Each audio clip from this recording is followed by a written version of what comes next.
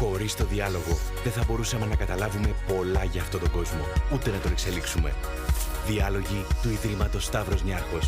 Συμπληρώνουμε 3 χρόνια γεμάτα συζητήσεις, απόψεις, πεποιθήσεις και νέα δεδομένα. Μαζί αναμειγνύουμε ιδέες και συναισθήματα με στόχο τη δημιουργία ενός νέου τρόπου σκέψης. Την Τετάρτη 25 Νοεμβρίου στις 6.30 συζητάμε για τη δύναμη του διαλόγου. Σε περιμένουμε να μπεις στο διάλογο. Καλησπέρα.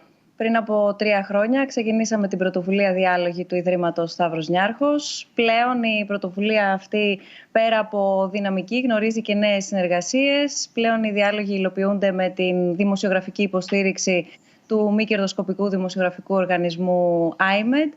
Και πρέπει να πω ότι όλη αυτή η προσπάθεια ξεκίνησε αντιλαμβανόμενοι όλοι μας την έλλειψη διαλόγου και έτσι αποφασίσαμε να προσπαθήσουμε να ανοίξουμε συζητήσεις οι οποίες ενδεχομένως να μην ανοίγουν συχνά δημοσίως ή να μην ανοίγουν τόσο συχνά δημοσίως ή να μην ανοίγουν και καθόλου πολλές φορές δημοσίως. Πάντως σίγουρα δεν έχουν όσοι επιθυμούν βήμα να τοποθετηθούν. Έτσι λοιπόν σε όλες μας τις συζητήσεις, όλοι και όλες που μας παρακολουθείτε πλέον μόνο διαδικτυακά, μέχρι και προ-πανδημίας φυσική παρουσία και διαδικτυακά, και πιστεύουμε και ελπίζουμε ότι θα επανέλθουμε πολύ σύντομα, μπορείτε και μας στέλνετε τα ερωτήματά σας, τις τοποθετήσεις σας, τις διαφωνίες σας, τις επισημάνσεις σας, οτιδήποτε επιθυμείτε, πέρα από γεωγραφικά όρια και πλαίσια και πέρα γενικότερα από εμπόδια και στεγανά. Πλέον συζητάμε και μέχρι σήμερα μετράμε για την ακρίβεια 36 συζητήσεις για θέματα που ξεκινούν από την κλιματική αλλαγή, την πανδημία που μπήκε στη ζωή μας, την πανδημία και την κοινωνία, την πανδημία και την οικονομία, μέχρι ακόμα την κακοποίηση των ζώων, τις εξελίξεις στην Ευρώπη, διεθνή ζητήματα, την αστρονομία και τις επιστήμες ευρύτερα, ακόμα το ρεμπέτικο ή και την ιστορία του έρωτα. Εδώ λοιπόν και 3 χρόνια ανοίγουμε το διάλογο με σκοπό να εκφραστούμε, να διαφωνήσουμε και εν τέλει να μειώσουμε την απόσταση, έτσι κόντρα και στις εποχές που ζούμε, και να έρθουμε πιο κοντά. Σήμερα όλοι εμείς, η ομάδα των διαλόγων, αποφασίζουμε να επικεντρωθούμε στο διάλογο. Γιατί θέλουμε να δούμε κατά πόσο είναι εφικτός ο διάλογος σήμερα και αν θέλετε να ξαναθυμηθούμε τα κυριότερα χαρακτηριστικά, άρα να κατανοήσουμε και να θυμηθούμε και την αναγκαιότητα του διαλόγου, ενδεχομένως περισσότερο από ποτέ. Για να απαντήσουμε βέβαια σε αυτό το ερώτημα δεν μπορούμε να κάνουμε μονολόγους. Έχουμε την τιμή να φιλοξενούμε τον Νίκο Αλιβιζάτο, ομότιμο καθηγητή στο Πανεπιστήμιο Αθηνών και συνταγματολόγο, και τον Δημήτρη Χριστόπουλο, καθηγητή στο Τμήμα Πολιτικής Επιστήμης και Ιστορίας στο Πάντιο Πανεπιστήμιο. Καλησπέρα σας. Ευχαριστούμε πάρα πολύ που ανταποκριθήκατε στην πρόσκλησή μας και που είστε σήμερα εδώ μαζί μας να κάνουμε έναν διάλογο για το διάλογο. Γεια σας. Θέλω να πω ότι στόχος και των τριών μας είναι, και αυτό το λέω και έχω την άδειά σας, επειδή καθώς προετοιμαζόμασταν για τη σημερινή μας συζήτηση, έννοια και των τριών μας ήταν πώς δεν θα θεωρητικολογήσουμε και πώς δεν θα φιλοσοφήσουμε, αλλά πώς θα γίνουμε ρεαλιστικοί, πώς μέσα από παραδείγματα της καθημερινότητάς μας θα καταλάβουμε και την έλλειψη, αλλά κυρίως με ποιο τρόπο μπορούμε να επαναφέρουμε το διάλογο στη ζωή μας και κυρίως στη δημόσια σφαίρα, που εκεί είναι και το πιο ευαίσθητο, ίσως και το πιο δύσκολο ζητούμενο. Όλοι όσοι και όσες μας παρακολουθείτε, όπως πολύ καλά γνωρίζετε, μπορείτε να στείλετε τα σχόλιά σας και τις ερωτήσεις σας στο snfdialogues.org /questions, είτε βέβαια μέσω του email μας snfdialogues@snf.org. Βέβαια, μας βρίσκεται και στα μέσα κοινωνικής δικτύωσης, στο Facebook, στο Instagram, όπου θέλετε. Λαμβάνουμε τα ερωτήματά σας και όπως κάθε φορά τα τοποθετούμε στην συζήτησή μας κατά τη διάρκεια της κουβέντας που θα ξεκινήσουμε αμέσως τώρα. Και θα ήθελα να ζητήσω και από τους δύο προσκεκλημένους μας για σήμερα να μας δώσετε μια πρώτη σύντομη τοποθέτηση επί του θέματος, ο καθένας από εσάς, για τα χαρακτηριστικά και τη δύναμη του διαλόγου. Κύριε Αλιβιζάτε, θα ξεκινήσουμε από εσάς. Καθαρά βιωματικά. Εγώ μια ζωή υπήρξα καθηγητής, δάσκαλος και δικηγόρος. Στο μάθημα στο πανεπιστήμιο γίνεται πολύ καλύτερα με διάλογο. Δηλαδή, παρά να ανεβαίνει κανείς στο βήμα και να απαγγέλει ενδεχομένως όσο ρητορικά δεινός και αν είναι πολύ καλύτερο να προκολεί συζήτηση. Οι δυσκολίες φυσικά είναι στο μεγάλο ιδίως αμφιθέατρο να κάνει τα παιδιά να υπερβούν, αν θέλετε, την αυτοσυγκράτηση που υπάρχουν και να μιλήσουν μπροστά σε κόσμο. Δεν είναι καθόλου αυτονόητο. Το ταλέντο του καθηγητή βρίσκεται ακριβώς σε αυτό, να μπορέσει να τους κάνει να υπερβούν αυτή την έμφυτη δυσκολία. Και λυπάμαι που θα το πω, αλλά πρέπει να το πω.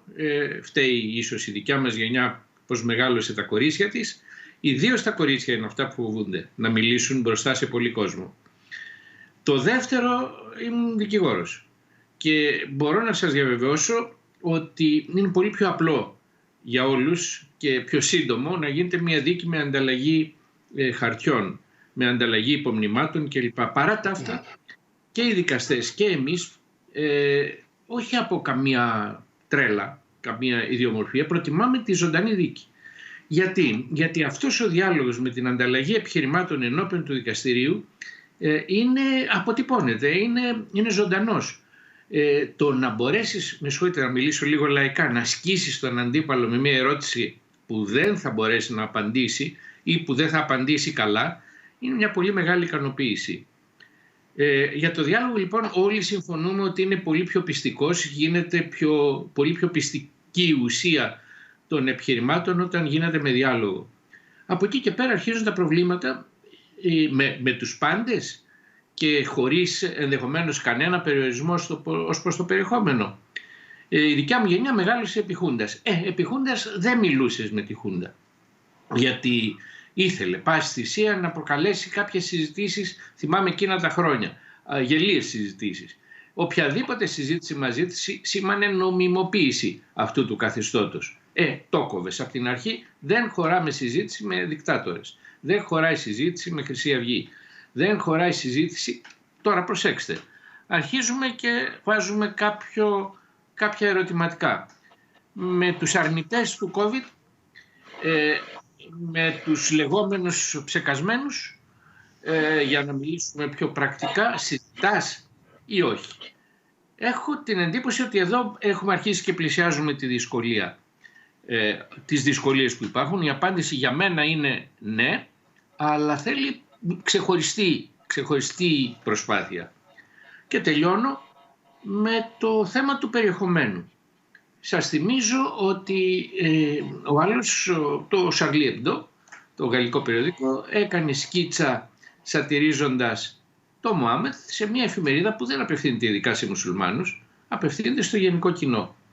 Τα πήραν οι μουσουλμάνοι και πήγαν και τους σκότωσαν, όπως ξέρετε. Είναι μια δολοφονία, φρικτή δολοφονία, το Γενάρη του 2015. Και εις απάντηση, επειδή αυτό το θέμα επανελήφθη πρόσφατα με τη γνωστή σφαγή του καθηγητή του Γάλλου στα βόρεια προάστια του Παρισιού, ο Γάλλος πρόεδρος, ο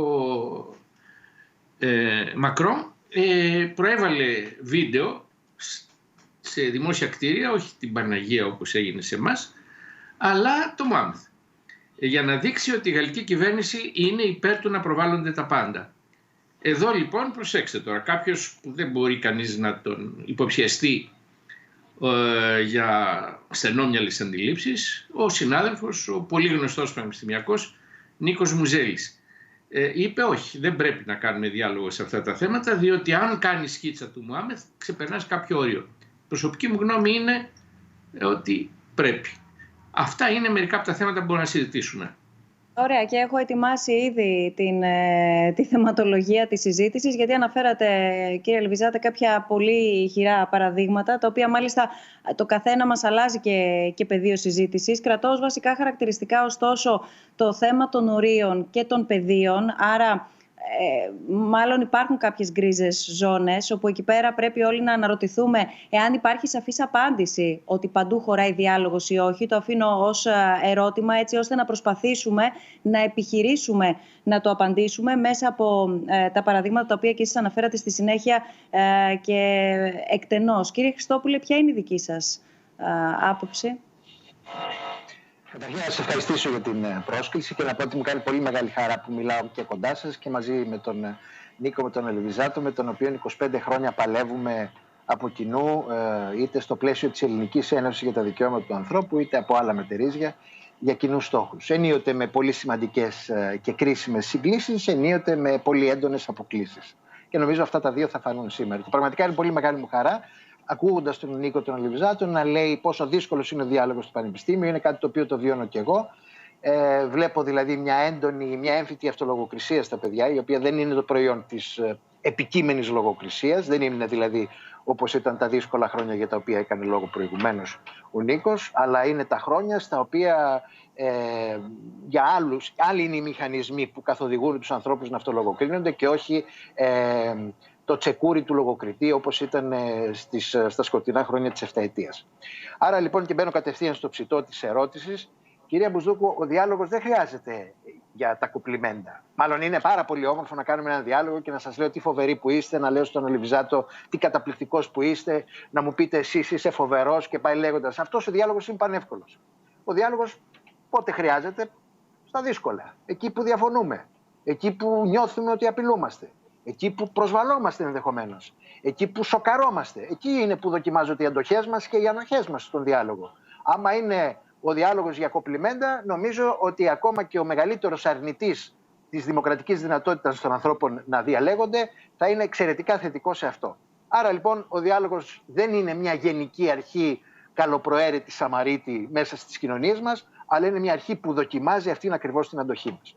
Το δεύτερο που θέλω να πω είναι ότι όντως υπό την έννοια αυτή, φυσικά όλοι από θέση αρχής είμαστε υπέρ της ελευθερίας της έκφρασης. Δεν νομίζω κάποιος να σταθεί εναντίον αυτού του δικαιώματος, αλλά το δικαίωμα δεν δοκιμάζεται όταν το αεροπλάνο πετάει ανέμελα στα όμορφα συννεφάκια του ορίζοντα, αλλά το δικαίωμα δοκιμάζεται όταν το αεροπλάνο προσγειώνεται στις ανώμαλες πραγματικότητες των καιρών μας. Και όντως υπονοήσατε στην αρχή, και συμφωνώ απολύτως, ότι ζούμε σε μια εποχή, ζούμε σε μια συγκυρία εξαιρετικά ισχυρής πόλωσης μέσα στην κοινωνία.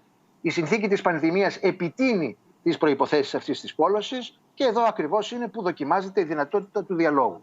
Εδώ λοιπόν μπορούμε να σκεφτούμε τα ακόλουθα και τα θέτω εισαγωγικά, απαντώντας και σε αυτά που άκουσα προηγουμένως από τον αγαπημένο μου Νίκο Αλεβιζάτο.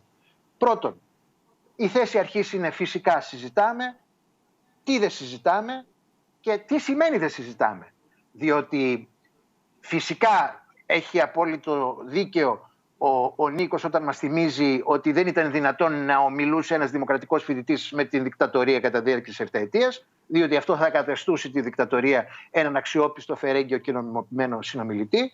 Αυτή τη στιγμή όμως δεν έχουμε να κάνουμε με μια δικτατορία, ζούμε σε μια δημοκρατία, ζούμε δηλαδή σε μια συνθήκη όπου το σώμα αυτό καθορίζεται και από εκεί και ύστερα νομίζω ότι το ζήτημα του τι λέμε και τι δεν λέμε δεν τίθεται με τους όρους που ετέθη πριν από 50 και 60 χρόνια στην Ελλάδα.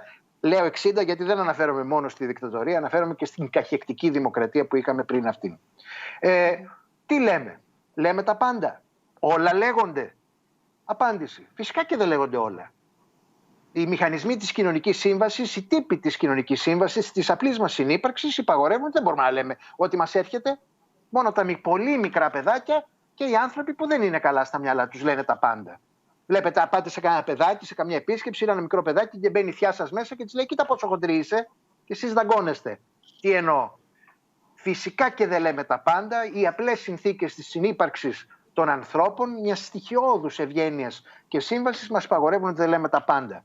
Πρέπει να υπάρχει εξωτερικός έλεγχος για αυτά που λέγονται. Εκεί είναι το κρίσιμο ερώτημα και νομίζω ότι η συζήτησή μας σε αυτό θα επεκταθεί. Και νομίζω ότι αυτά είναι τα κρίσιμα ερωτήματα που τίθενται και σήμερα στη συνθήκη της πανδημίας, στη συνθήκη μιας επικείμενης, αν θέλετε, σύγκρουσης πολιτισμών, που πολιτικές σαν και αυτές του Προέδρου Μακρόν δεν προλαμβαίνουν, αντιθέτως οξύνουν, και εκεί διαφωνώ με αυτό που είπε πριν ο Νίκος, αλλά νομίζω ότι έχουμε χρόνο μπροστά μας να τα αναλύσουμε όλα όπως μας πρέπει.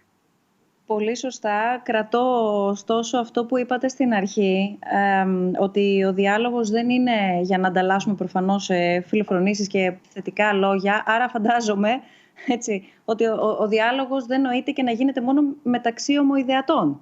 Κάτι το οποίο συναντάμε στην καθημερινότητά μας και θα το συζητήσουμε στη συνέχεια και έχουμε ενδεχομένως την ψευδαίσθηση ότι κάνουμε διάλογο ή ότι έχουμε μια ελεύθερη ανοιχτή συζήτηση. Ξεκινώ από το πρώτο θέμα, το οποίο βάλατε και οι δύο στο τραπέζι, γύρω από την πανδημία.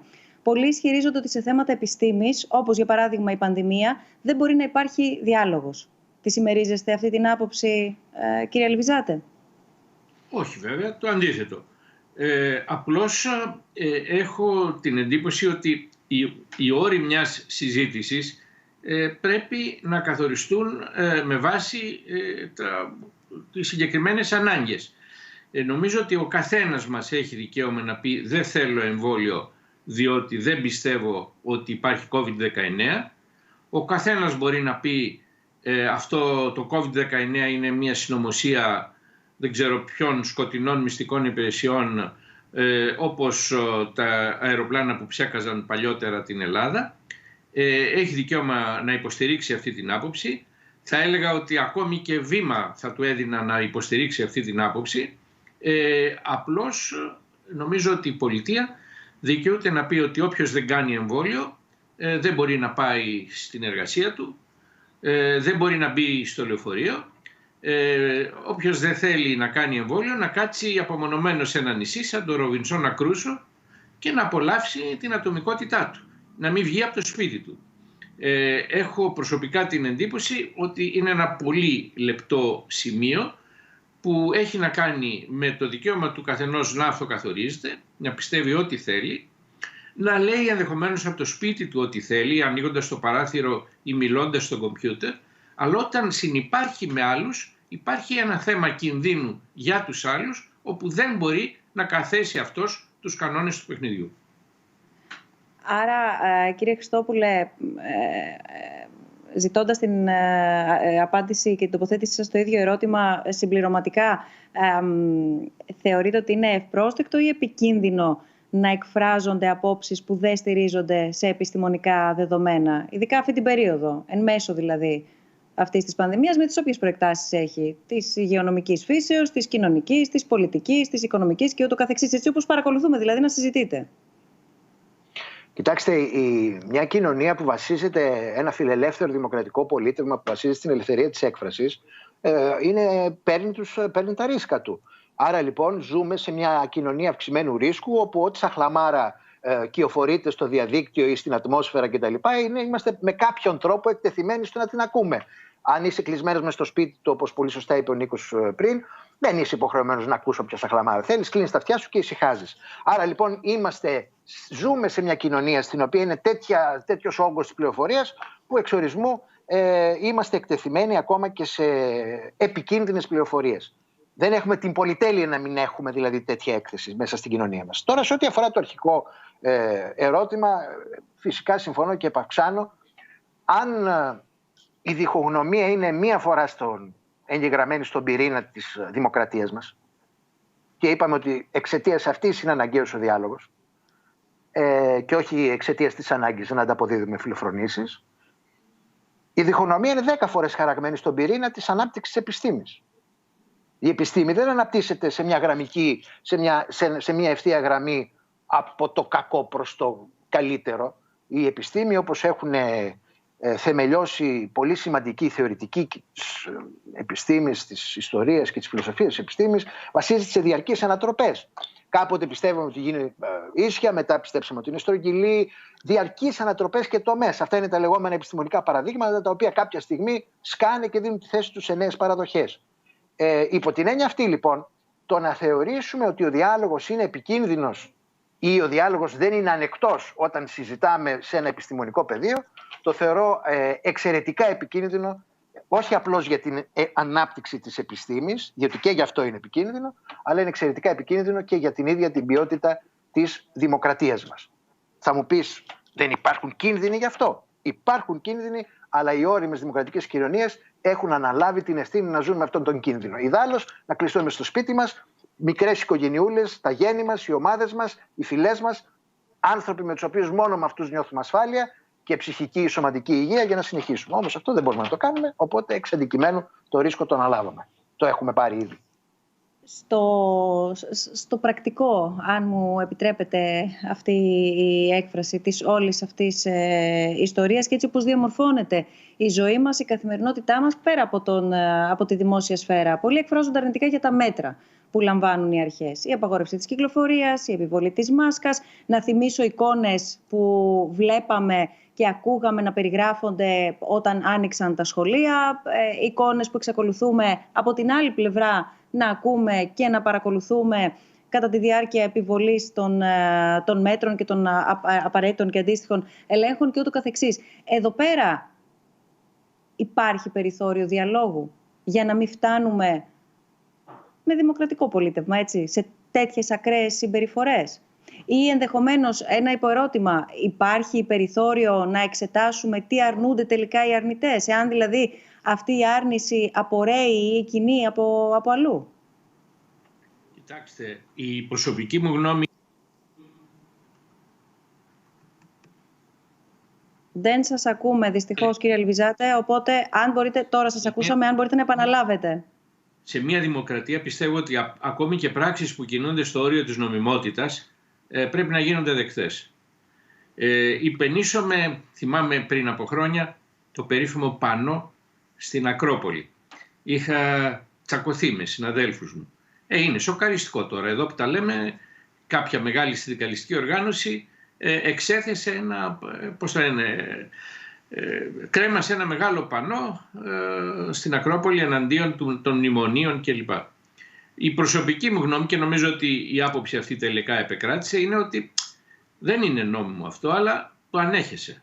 Διότι σε μια οριακή στιγμή είναι μια δύσκολη μεν, επαναλαμβάνω, μη νόμιμος τρόπος έκφρασης. Θα δεχθείς επίσης μια θορυβώδη διαδήλωση, όπου άμα ειδικά είναι πιτσιρικάδες, θα δεχθείς ενδεχομένως και κάτι παραπάνω από τη θορυβώδη διαδήλωση. Εκείνο που δεν μπορείς να ανεχθείς είναι από ένα σημείο και πέρα, γιατί όλα αυτά είναι στοιχεία, πώς να το πει κανείς, στην έννοια του διαλόγου μπαίνουν και αυτά. Αυτό προσπαθώ να πω. Όταν είναι δύσκολο να βγεις στο κανάλι, στο μεγάλο κανάλι με την κυρία Κοσιόνη ή με τον κύριο Χατζηνικολάου και να πεις την άποψή σου, κάπου ξεπνίγει το δίκιο σου και βγαίνεις ενδεχομένως έτσι. Σε μια δημοκρατία αυτά πρέπει να γίνονται ανεκτά. Προσέξτε, υπάρχουν κάποια όρια. Αυτά τα όρια έχουν να κάνουν φυσικά με την νομιμότητα και από ένα σημείο και πέρα το πολύ κρίσιμο ζήτημα, τη βία. Έχω προσωπικά την εντύπωση ότι όταν περνάμε αυτό το κατόφλι με όλη τη μεγάλη επίοικια και ανοχή που πρέπει να επιδεικνύει η δημοκρατία, εκεί λες stop. Κύριε Χριστόπουλε.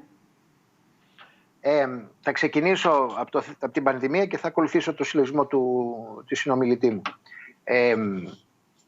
Αν κάνεις διάλογο με τους αρνητές, ήδη με το να κατατάξουμε κάποιους στην κατηγορία των αρνητών έχουμε συγκροτήσει μια υποκειμενική αξιολόγηση. Λέμε δηλαδή ότι αρνητής είναι αυτός που μπλα μπλα. Όντως, στην περίπτωση των ανθρώπων οι οποίοι θεωρούν ότι ένα κέντρο συνομώτησε σε βάρος των δικαιωμάτων τους και εφήβρε όλα αυτά τα δραστικά και τοξικά μέτρα, ίσως είναι εύκολο να μιλήσουμε για αρνητές. Εγώ ωστόσο προχτές άκουσα ένα μέλος της Επιτροπής Εμπειρογνωμόνων του Υπουργείου Υγείας και καθηγήτρια, δεν θυμάμαι ακριβώς την ειδικότητά της, την κυρία Γιαμαρέλου, η οποία είπε ότι εγώ κοινωνώ, λέει. Ποιος σας είπε ότι δεν κοινωνώ, λέει. Δεν μπορεί να κολλήσει τίποτα στην κοινωνία, ή πιστεύεις ή δεν πιστεύεις. Συγγνώμη που σας διακόπτω, έχει έρθει ένα σχετικό ερώτημα, το οποίο λέει τι γίνεται όταν αρνητής της πανδημίας είναι η ίδια η Εκκλησία και η εκπροσωπή της. Φέρατε ένα παράδειγμα της κυρίας Γιαμαρέλου, αλλά το ερώτημα είναι πολύ εύλογο και έχει βάση. Να σας πω κάτι. Δεν ξέρω ποιος είναι ο αρνητής και δεν ξέρω ποιος είναι ο πιο επικίνδυνος αρνητής. Δηλαδή είναι ένας του Λαουτζίκου ο οποίος πηγαίνει στα καφενεία και λέει τις χλαμάρες του, ή είναι η κυρία Γιαμαρέλου, ας πούμε. Άρα θέλω να σας πω, είναι πιο σύνθετο το ερώτημα τι ακριβώς κάνουμε με τον διάλογο. Και πού απευθύνεται. Ξέρω εγώ. Δεν είναι, δηλαδή, αν βγει παραδείγματος χάρη ένας φίλος μου, Θανάσης από το χωριό μου, και μου πει: έλα μωρέ, τώρα τι ασχολείσαι, όλα αυτά είναι σαν χλαμάρες.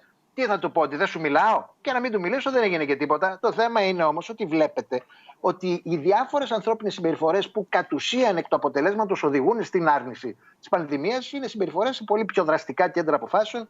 Άρα νομίζω ότι πρέπει να το δούμε και έτσι το θέμα. Ποιος είναι ο αρνητής? Γιατί έχω την αίσθηση ότι δεν υπενήσωμαι ότι έγινε αυτό από τον Νίκο πριν, ότι με έναν, ας το πούμε έτσι, λίγο ελιτίστικο τρόπο σήμερα λέμε έλα μωρέ, τώρα ψεκασμένοι κλπ. Δεν ξέρω ποιοι είναι όλοι, ποιοι είναι πιο επικίνδυνοι και ποιοι είναι πιο ψεκασμένοι. Πάμε τώρα στο δεύτερο. Λοιπόν, άρα, ναι, διάλογος. Να μου πεις, μα δεν τα βλέπεις, είναι μερικά προφανή πράγματα που δεν σηκώνουν διάλογο? Όχι. Θα κάτσεις εκεί να μιλάς. Τώρα, θα κάτσεις να μιλάς με όλους? Με όλους δεν προλαβαίνεις. Με όλους κάποια στιγμή θα πεις και εσύ δεν αντέχω άλλο. Φτάνει πια με το διάλογο. Το θέμα είναι πού θα φτάσουμε σε ένα σημείο να πούμε σαν κοινωνία ότι πιθανώς κάποιες από τις απόψεις που ακούγονται είναι τόσο επικίνδυνες, τόσο προσβλητικές και τόσο απειλητικές, είτε για το δημόσιο αγαθό της ασφάλειας, είτε για την δημόσια υγεία, όπου θεωρούμε ότι είναι τόσο επικίνδυνες που θα πρέπει να φημώσουμε αυτόν που τις εκφέρει. Δηλαδή, σκεφτείτε εγώ να ερχόμουν εδώ πέρα να σας έλεγα ότι έλα μωρέ, τι είναι αυτά, δεν υπάρχει κορονοϊός κτλ. Και μετά να σας έπαιρνε η ασφάλεια τηλέφωνο και να σας έλεγε, κυρία Μπουσδούκου, αυτός που φέρατε λέει πράγματα τα οποία είναι επικίνδυνα για την κοινωνία μας και σας παρακαλούμε, ελάτε κι εσείς και ο κύριος Χριστόπουλος απόψε στο τμήμα. Θα μου πείτε, αυτά δεν γίνονται σε μια δημοκρατία. Φυσικά δεν γίνονται σε μια δημοκρατία, αλλά θα πω κάτι που μου είχε πει ο Νίκος Αλεβιζάτος όταν τον γνώρισα. Τίποτα δεν είναι αυτονόητο και το βλέπουμε και σήμερα στις ΗΠΑ. Αν σας λέγανε πριν από 5 χρόνια ότι δεν θα ξέραμε πώς θα βγει ο απερχόμενος πρόεδρος μέσα από το Λευκό Οίκο, πραγματικά όλοι θα θεωρούσαμε ότι είναι ένα κακόγουστο αστείο. Άρα λοιπόν, επειδή τίποτα δεν είναι αυτονόητο, και αυτό με έχει χαράξει που μου έχει πει ο Νίκος Αλεβιζάτος το 1995, θυμάμαι και την ημερομηνία, εγώ κρατάω τα μάτια μου ανοιχτά. Πάμε τώρα στα πιο δύσκολα. Στα όρια που τίθενται στην άσκηση των δικαιωμάτων. Νομίζω ότι εκεί είναι το επίδικο και για να ξεκινήσω αμέσως, εγώ παραδείγματος χάρη δεν είχα καμία πρόθεση ούτε να πάω στην πορεία του Πολυτεχνείου. Θεωρώ ότι είναι ανεύθυνο σε μια συνθήκη πανδημίας να γίνεται πορεία του Πολυτεχνείου. Την ίδια στιγμή όμως θεωρώ ότι υπερεύει τα όρια μου, της δικής μου δημοκρατικής αντοχής, να βγαίνει ο αρχηγός της αστυνομίας και με ένα γενικό φυρμάνι να απαγορεύει καθολικά τις συναθρήσεις σε όλη την επικράτεια. Θα δεχόμουν να έβγαινε ο αρχηγός της αστυνομίας και να έλεγε η επικείμενη ο αρχηγός της αστυνομίας στην Αθήνα, παραδείγματος χάρη, η επικείμενη συνάθρηση για το Πολυτεχνείο δεν θα γίνει εξαιτίας της πανδημίας. 4 μέρες συνολική απαγόρευση θεωρώ ότι υπερβαίνει τις αντοχές που έχει η νομιμότητα και το Σύνταγμά μας. Δεν θέλω να πω σε νομική κουβέντα, λέω κάτι με το οποίο διαφωνήσαμε με τον Νίκο τον Αλεβιζάτο. Άρα λοιπόν εκεί κρινόμαστε, στα όρια κρινόμαστε και νομίζω ότι αυτή η συζήτηση θα πρέπει να αφορά τα όρια. Έχω την αίσθηση, ακούγοντας και τους δύο με πολύ μεγάλη προσοχή, ότι είναι ακριβώς η παγίδα του να μην πέσουμε σε έναν ακραίο και πολλωμένο διάλογο. Δηλαδή να μην καταλήξουμε να συζητάμε με σκοπό να βρεθούμε είτε στο άσπρο είτε στο μαύρο, αλλά να μπορέσουμε να βρούμε το που υπάρχουν και τα ενδιάμεσα μέτρα, οι ενδιάμεσες εναλλακτικές αν θέλετε και οι ενδιάμεσες πρακτικές.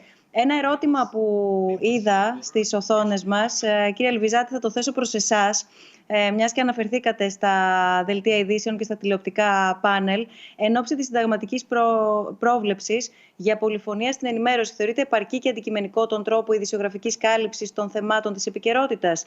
Συστοιχείται η ανάγκη για πολυφωνία με την παρούσα κατάσταση στα μέσα μαζικής επικοινωνίας? Ποια μέτρα κρίνεται αναγκαία για την ενίσχυση του πλουραλισμού στην ενημέρωση? Γιατί δεν πρέπει να ξεχνάμε εδώ πέρα ότι ειδικά τα τηλεοπτικά πάνελ, ειδικά η τηλεόραση, είναι το πιο μαζικό μέσο που μπαίνει και σε όλα τα σπίτια. Και θεωρητικά τουλάχιστον δίνεται βήμα σε όλες τις απόψεις.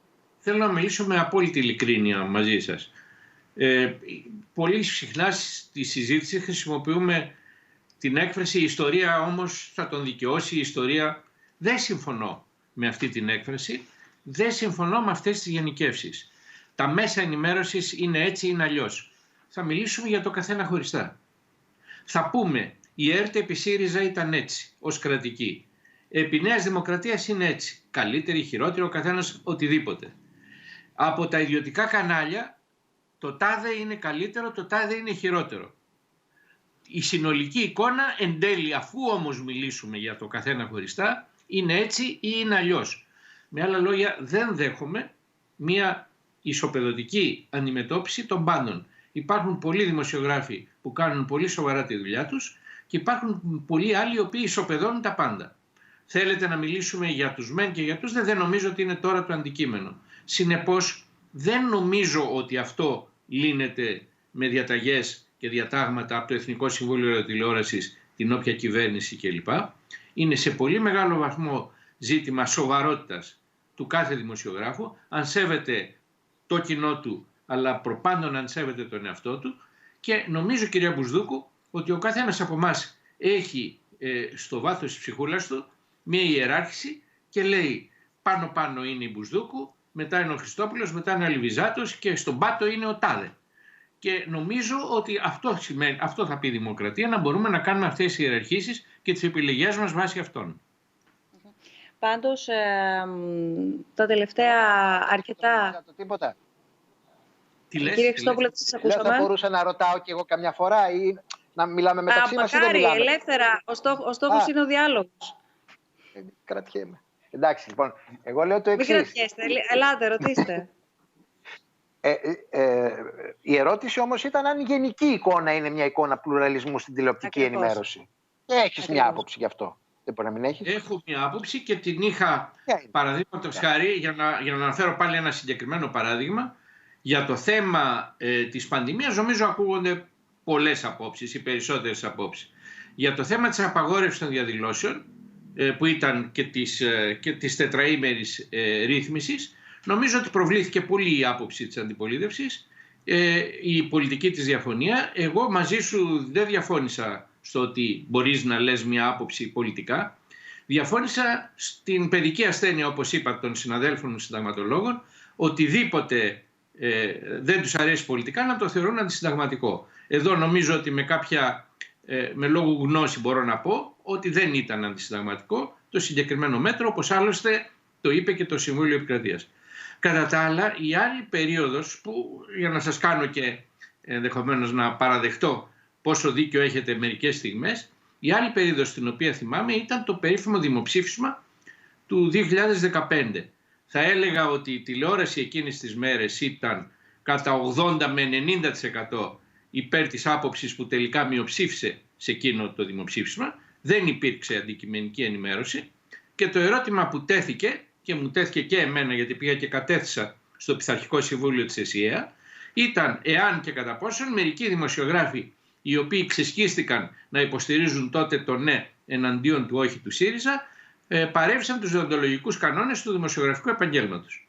Και εγώ προσωπικά υποστήριξα την άποψη ότι είναι πλέον δικαίωμά τους να λένε όποια άποψη θέλουν, διότι υπάρχουν τόσα πολλά κανάλια και ο καθένας μπορεί να εκφέρει την άποψή του. Χονδρικά, τελειωτικά, για να το κλείσουμε, αυτά τα ζητήματα, επαναλαμβάνω, δεν λύνονται με κρατικές διαταγές. Είναι θέμα σοβαρότητας του κάθε καναλιού και του κάθε δημοσιογράφου.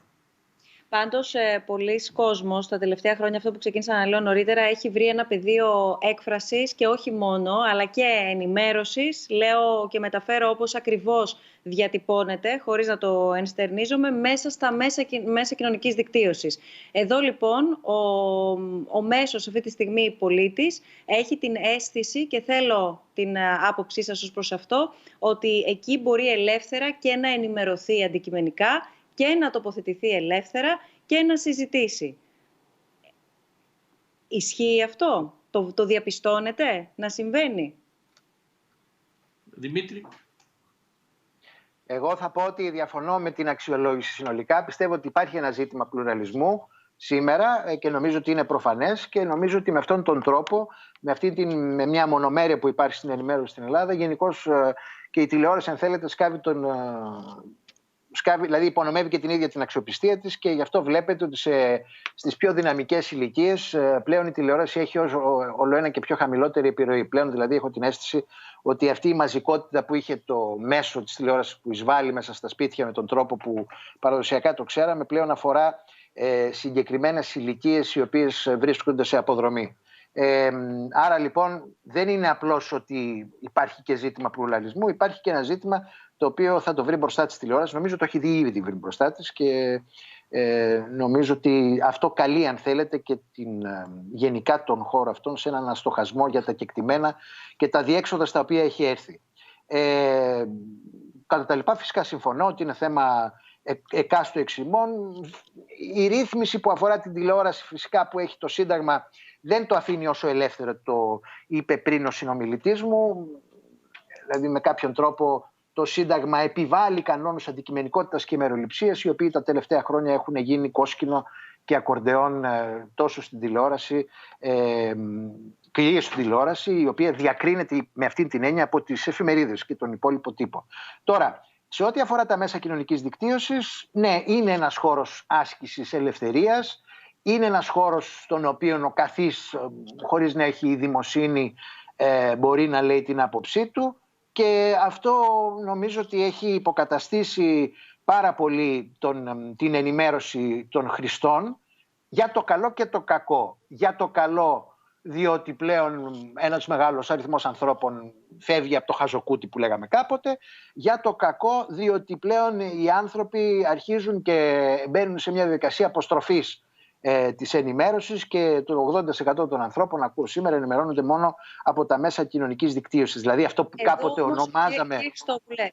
Συγγνώμη που σας διακόπτω, αλλά ορμόμενοι από αυτό που είπατε στην εισαγωγή σας, υπάρχει ο κίνδυνος, να το πω πάρα πολύ απλά, να έχω εγώ ένα προφίλ στο οποιοδήποτε μέσο κοινωνικής δικτύωσης, να έχω φίλους, ακολούθους, οτιδήποτε, ομοειδεάτες μου, άρα εδώ πέρα να έχω την αίσθηση ότι λέω τη γνώμη μου και ότι κάνω διάλογο και ότι συμμετέχω σε έναν ανοιχτό διάλογο, αλλά επί της ουσίας δεν υπάρχει τόσο πολύ το στοιχείο της πρόκλησης, άρα και του παραγωγικού διαλόγου που περιγράψατε στην αρχή.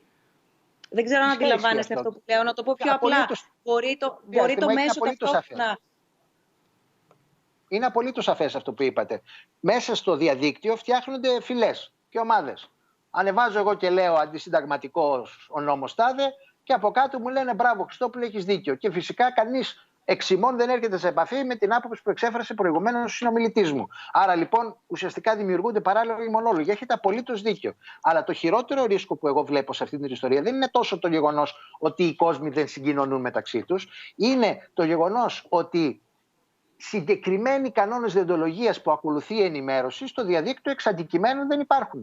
Άρα λοιπόν η δημοσύνη, η ανεξαρτησία, η αντικειμενικότητα, η αμεροληψία που οφείλει να ακολουθεί κάποιος όταν κάνει μια δημοσιογραφική έρευνα και την καταθέτει στην τάδε εφημερίδα, στο διαδίκτυο είναι χαμένη. Το αποτέλεσμα είναι ότι υπάρχουν γενιές παιδιών πλέον, μιλάω για τις γενιές των δικών μου παιδιών, τις γενιές των φοιτητών μου σήμερα στο πανεπιστήμιο, που δεν καταλαβαίνουν τι σημαίνει γραπτό κείμενο σε μια εφημερίδα, δεν έχουν μπει στον κόπο να καταλάβουν τι σημαίνει τεκμηριωμένη ερευνητική δημοσιογραφία και πάει λέγοντας. Άρα αυτό για μένα είναι η αρχή του προβλήματος που μόλις περιγράψατε.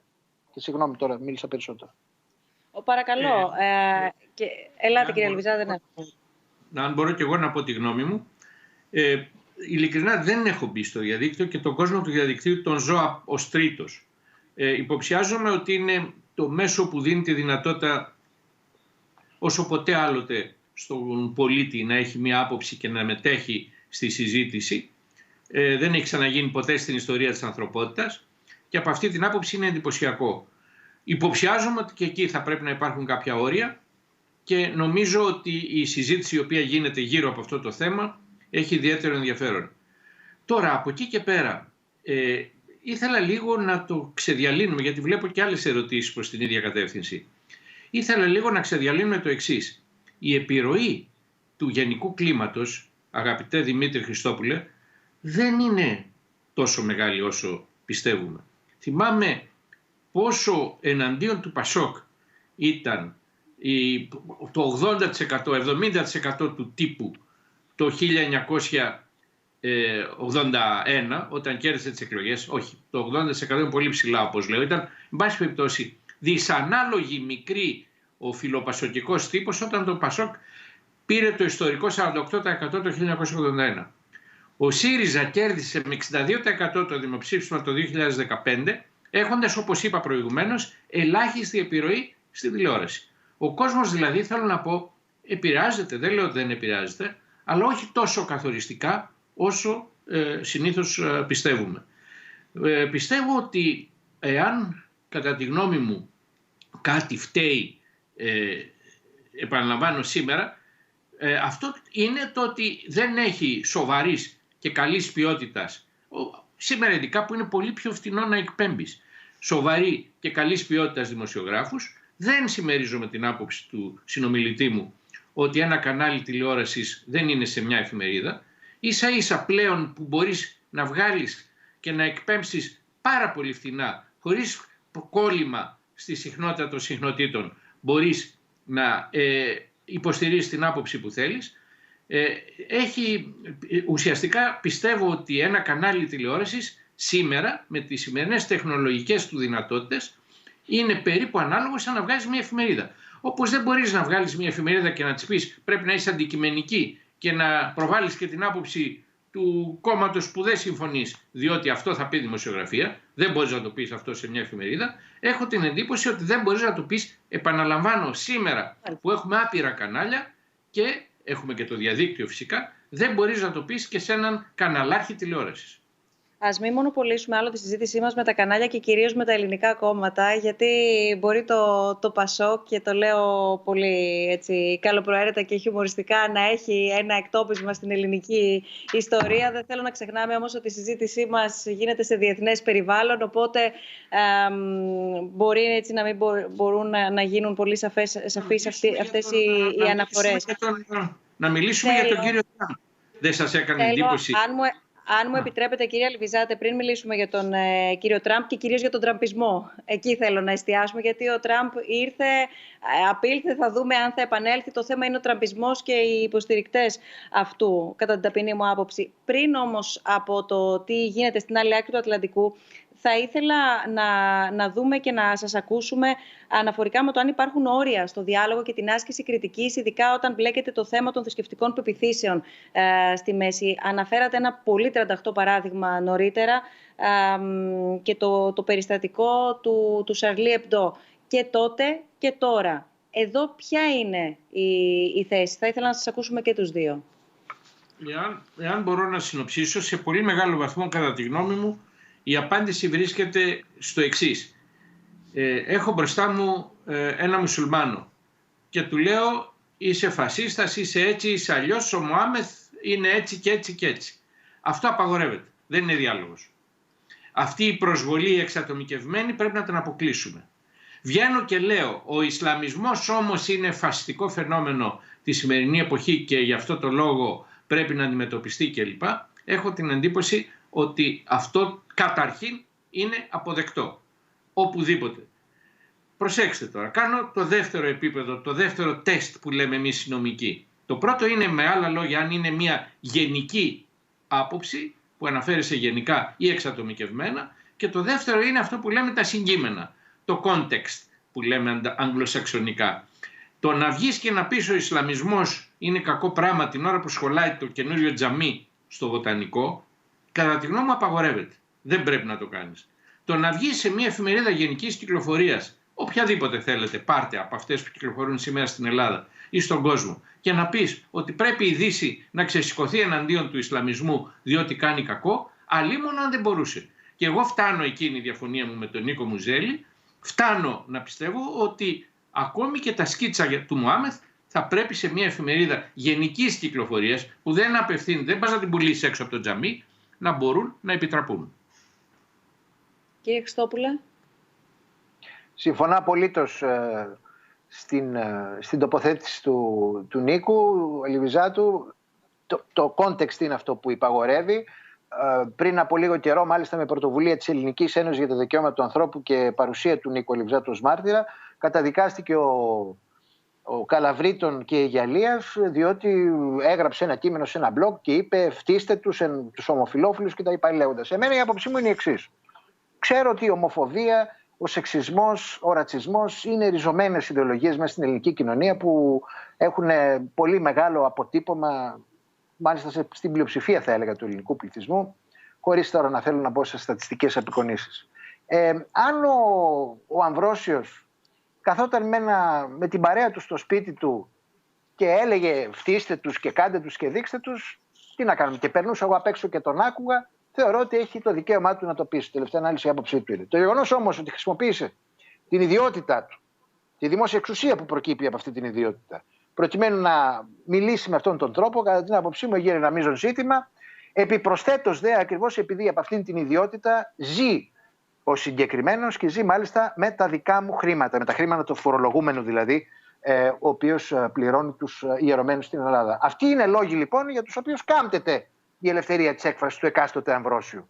Επομένως, νομίζω ότι η αναφορά στο πλαίσιο, στα συγκείμενα που έκανε ο Νίκος ο Λιβιζάτος, είναι απολύτως έγκυρη. Το ίδιο ισχύει φυσικά και για το Σαρλί Εμπντό. Καμία αντίρρηση.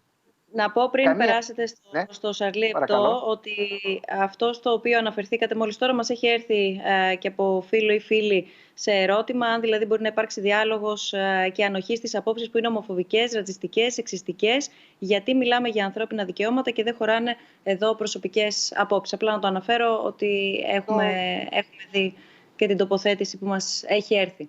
Ελάτε. Τέλεια. Λοιπόν, νομίζω ότι είμαστε στον πυρήνα της απάντησης αυτής της ερώτησης. Δικαιούται να την πει αυτή την άποψη, να το ξεδιαλύνουμε. Την ομοφοβική άποψη κάποιος που έχει ομοφοβικές απόψεις. Φυσικά δικαιούται. Αυτό έλειπε τώρα να πούμε ότι δεν δικαιούται, διότι είναι αδιανόητο και δεν είναι μόνο αδιανόητο επειδή η ελευθερία της έκφρασης είναι πάνω απ' όλα, είναι αδιανόητο διότι ζούμε σε μια κοινωνία που τέτοιες απόψεις είναι ψωμοτήρες στους περισσότερους εξημών. Ξαναλέω, δεν μπορεί να χρησιμοποιήσει την δημόσια εξουσία του προκειμένου να περιβάλλει με αυτόν τον τρόπο τέτοιου είδους απόψεις, πολλό δε μάλλον όταν τον πληρώνουμε. Να το ξεδιαλύνουμε, Δημήτρη μου συγχωρείς. Ο δάσκαλος που στο σχολείο βγαίνει και λέει ότι οι ομοφυλόφιλοι είναι έτσι και αλλιώς και θα πάνε στην κόλαση, δεν επιτρέπεται να το πει. Αντίθετα, ο δάσκαλος στο σπίτι του ή στο καφενείο του ή οτιδήποτε άλλο ή και σε μια εφημερίδα που λέει ο λόγος, όχι σε μια μικρή κοινωνία που το ξέρουν όλοι, φυσικά, δικαιούται να το πει. Έτσι. Λοιπόν, αυτό είναι το σίγουρο και αυτό είναι πάρα πολύ βασικό να το καταλάβουμε, διότι αυτό μας δείχνει ότι δεν είναι το περιεχόμενο της εκάστοτε άποψης που κρίνει τελικά αν είναι θεμιτό να την εκφέρουμε ή όχι, αλλά είναι το περιβάλλον, ο χώρος και ο χρόνος μέσα στον οποίο αυτή εκφέρεται και το υποκείμενο που την εκφέρει. Τώρα πάμε λίγο στα σκίτσα. Όταν έγινε το μακελιό στο Παρίσι, προτριετίας, επιμελήθηκε έναν τόμο, στον οποίο είχε γράψει μάλιστα ο Νίκος, με το ερώτημα όλα μπορούν να λεχθούν ή υπάρχουν εκείνα που δεν λέγονται. Όπου διάφοροι, μεταξύ των οποίων και ο Νίκος ο Μουζέλης, είχαν πει τις απόψεις τους χωρίς να είναι απόψεις οι οποίες κατά ανάγκη συγκλίνουν.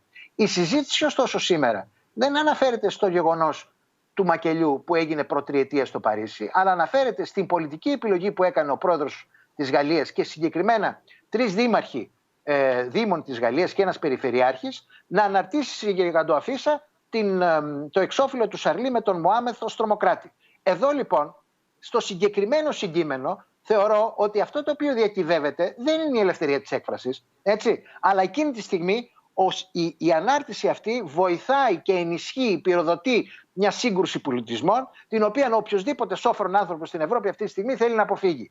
Άρα λοιπόν αυτή η απόφαση να βγάλουμε και να προσβάλλουμε το Ισλάμ με τον τρόπο που το κάναμε ως απάντηση στη δολοφονία, κατά την άποψή μου χρησιμοποιεί ως πρόσχημα την ελευθερία της έκφρασης. Κατ' ουσίαν από πίσω από αυτή την απόφαση βρίσκεται η βαθιά ριζωμένη Ισλαμοφοβία στην γαλλική κοινωνία, η οποία υπαγόρευσε τέτοιου είδους αντιμετώπιση και φοβάμαι ότι οι Γάλλοι θα τα βγουν μπροστά τους αυτά. Η δικιά μου άποψη. Δεν συμφωνώ απολύτως. Εγώ θεωρώ θεμιτό να προκαλεί ένας πολιτικός ηγέτης, γιατί ήθελε προφανώς να προκαλέσει ο Μακρό, ήθελε να τονίσει ότι κάποια ανοχή που υπήρχε στη Γαλλία θα πρέπει να σταματήσει. Μπορεί πολιτικά να συμφωνήσω με τον Δημήτρη ότι αυτό κάνει κακό διότι θα φανατίσει περισσότερο τους άλλους και πάει λέγοντας, αλλά έχω προσωπικά την εντύπωση και συγχωρέστε μου την προσήλωση αν θέλετε στους νομικούς κανόνες, ότι είχε δικαίωμα να το κάνει ως αρχηγός του κράτους αυτό το πράγμα. Δεν συζητάμε για νομικό δικαίωμα τώρα. Εδώ συζητάμε αν ήταν μια ορθή, μια σόφρον επιλογή. Αυτό συζητάμε. Γι' αυτό είπα πριν ότι δεν είναι μόνο το νομικό κομμάτι στα όρια της ελευθερίας της έκφρασης, είναι και μια αίσθηση ευθύνης που πρέπει να έχουμε ανάλογα με το ρόλο μας. Έτσι. Το να πυροδοτείς το μίσος στους ανθρώπους και να νιώθεις ότι όλοι οι άνθρωποι και να βλέπεις τους ανθρώπους απέναντί σου ως μια ομάδα, δημιουργώντας και εντείνοντας το χάσμα που υπάρχει ανάμεσα σε σένα και αυτούς, κατά την άποψή μου, είναι ο ορισμός της πολιτικής αφροσύνης. Και αυτό το βλέπουμε στη Γαλλία. Νίκο, πριν από 20 μέρες, ο Υπουργός Παιδείας της Γαλλίας έβγαλε διρεκτίβα με την οποία καυτηριάζει και στυλιτεύει τις διδακτορικές διατριβές οι οποίες τροφοδοτούν αυτό το segmentarization, τον κατακαιρματισμό, τον εθνοτικό της γαλλικής κοινωνίας και πάει λέγοντας. Στο όνομα δηλαδή της ενιαίας και αδιέρετης γαλλικής δημοκρατίας έχουμε για πρώτη φορά μια ευθεία επέμβαση της εκτελεστικής εξουσίας στην ακαδημαϊκή ελευθερία. Άρα θέλω να πω ότι η Γαλλία έχει πρόβλημα. Απαράδεκτα πράγματα είναι αυτά. Βέβαια, κυρία Μπουσδούκου, δεν ξέρω αν πήρατε χαμπάρι, ο πρόεδρος Μακρόν έχει απαντήσει ευθέως στην αγγλοσαξονική κριτική που ασκείται εις βάρος του αυτή τη στιγμή και στην Μεγάλη Βρετανία και στις Ηνωμένες Πολιτείες, λέγοντας ότι η Γαλλία δεν είναι φανατική χώρα αντιισλαμική. Έχει και αυτό πολύ ενδιαφέρον. Έχει ενδιαφέρον παράλληλα όσο σας ακούμε και το ερώτημα που βλέπουμε στην οθόνη μας, η πρακτική της σάτυρας των θρησκευτικών πεποιθήσεων και δι των Ισλαμικών, εάν λειτουργήσε ως μπούμεραν και αν θα έπρεπε να καταγραφεί με άλλους τρόπους, αν θα έπρεπε να υπάρχει και θρησκευτική δεοντολογία. Θέλω, αν δεν έχει... Ναι, ακριβώς. Έχει ήδη απαντηθεί. Θέλω να περάσουμε στο πολιτικό πεδίο και στην άλλη άκρη του Ατλαντικού.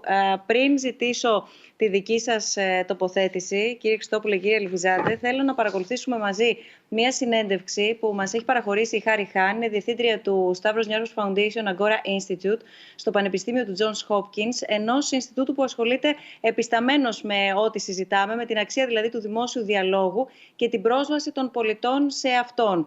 Η συζήτηση, όπως καταλαβαίνετε, οδηγήθηκε και στο διχασμό της αμερικανικής κοινωνίας και την επικράτηση αυτού που πολλοί πολιτικοί επιστήμονες ονομάζουν τραμπισμό. Να παρακολουθήσουμε τι μας είπε και επιστρέφουμε με τα σχόλιά σας. Thank you for joining us today, Harry, for this discussion about the importance of public dialogue in our society. And even though we have more means than ever that make it easier for us to communicate and engage in a productive dialogue, this is not the case nowadays. We witness, for example, politicians attacking each other publicly and civilians spray vitriol anonymously online. So, my first question has to do with what are the biggest problems in public discourse right now, and what's at stake in your perspective?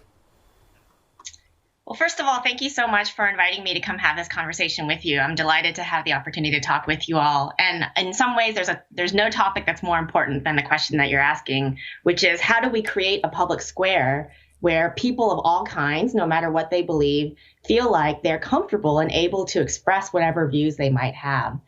And I think it is true that with the rise of digital media, with the rise of disinformation, with the rise of more and more elected officials who are taking our public dialogue to places that are very extreme and that don't allow for the kind of complexity and nuance that we see a decline in the kind of dialogue that we have.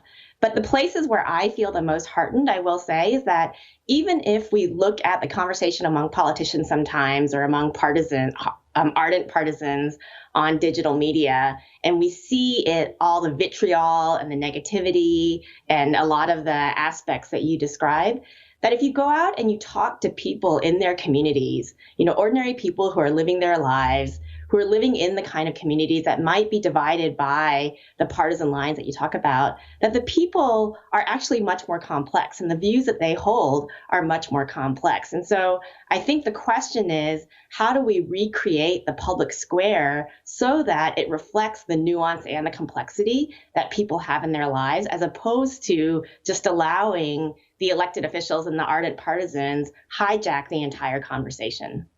Do all people, Harry, feel safe to engage in public dialogue and express their ideas or political beliefs? For instance, in the US, we've read that many Republicans don't acknowledge they voted for Trump.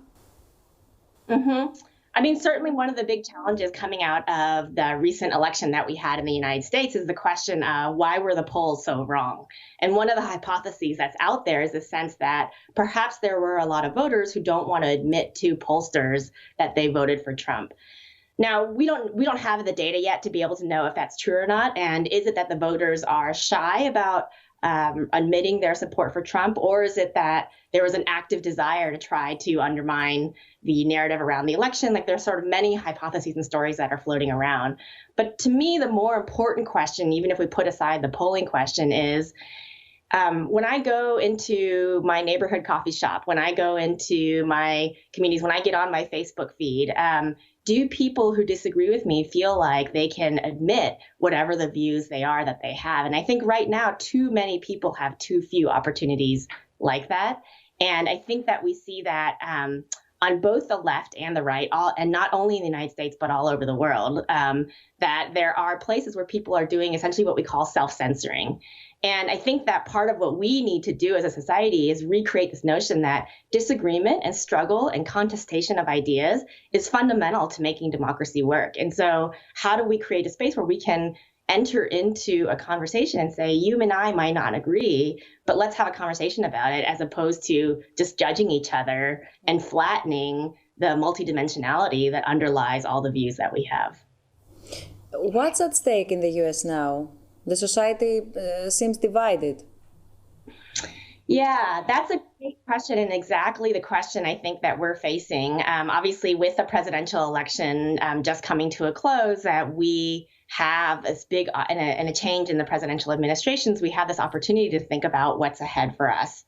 And as you know, I know that the data is still coming in, but as I look at the data, part of what I see from 2016 to 2020 is an overwhelming story of stasis, right? That most people, no matter what they believed in 2016, continue to believe the same thing. But what we see is that we're in a society that is deeply divided, and that has not changed. That it hasn't changed after 4 years of Trump.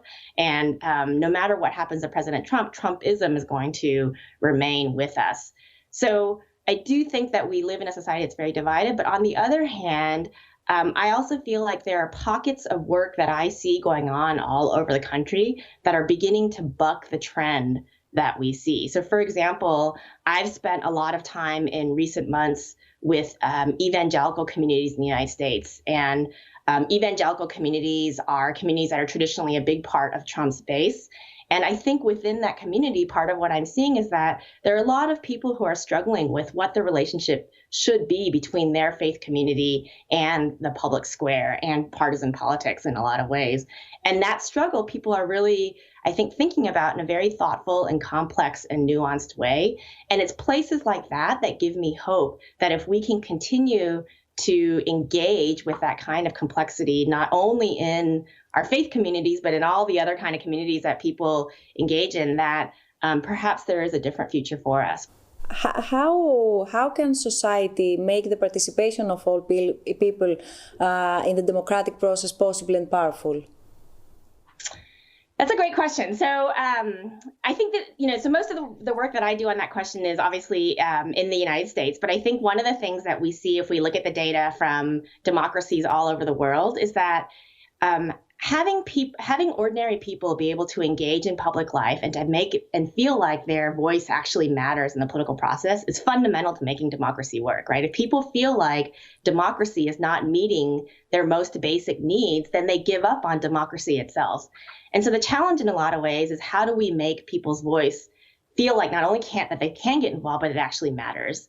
And getting people involved at the first step is just lowering the barriers to participation, making sure that there are avenues that are open to people of all kinds, and so on and so forth. And there's a lot of work going on that front. But then the second challenge, which is I think a bigger challenge for a lot of modern westernized democracies, is a challenge of how do we create the structures and the vehicles through which the participation of ordinary people gets translated into political power. So in a public square that is deeply divided, in a public square that is often dominated by the wealthy and by the elites who don't always have a view into the many kinds of communities that and the lives of people on the ground, how do we create the vehicles where people of all kinds, working class people in the United States, one of the big concerns is around white working class people, for example, how can they begin to have avenues for participation and voice in our political system? And in my mind, a lot of that depends on the kind of structures that we create in the public square, in civil society. Could the Stavros Niarchos Foundation Agora Institute be one of these vehicles you described? How does the Stavros Niarchos Foundation Agora Institute at the Johns Hopkins University seeks to promote the public dialogue? What are your objectives? So we absolutely hope that we will become a central part of the solution, and instead of continuing to deepen the problem. And I think that the way that we think about the work is that we hope that we can do it in 3 different ways, through discovery, design, and dialogue. So first, discovery is just about research. We need to better understand what it is that people are feeling, what it is that people are experiencing in their communities, and how we think about the challenges to things like disinformation, all the other problems, polarization, and all the other problems that we see in our public square, so that with a careful diagnosis of what's going on, we can better identify the clear solutions. So that's discovery. The second piece is design, which is once we understand and develop those insights from the kind of scholarly work that we do, how do we turn that into usable knowledge for civic and political actors in the world? How do we take that knowledge and put it in the hands of political actors who can be able to use it to change their practice and change the way in which they engage in and create the public square? And then finally is the work of dialogue, which is that as the Stavros Niarchos Foundation Agora Institute at Johns Hopkins University, we ourselves want to be a public forum that invites people of all kinds to become a part of the dialogue with us. And so we hope to use both our virtual and our in-person spaces to be able to invite a wide range of dialogue and model the kind of public square that we hope to be able to strengthen all over the world. Thank you so much, Harry, for your time.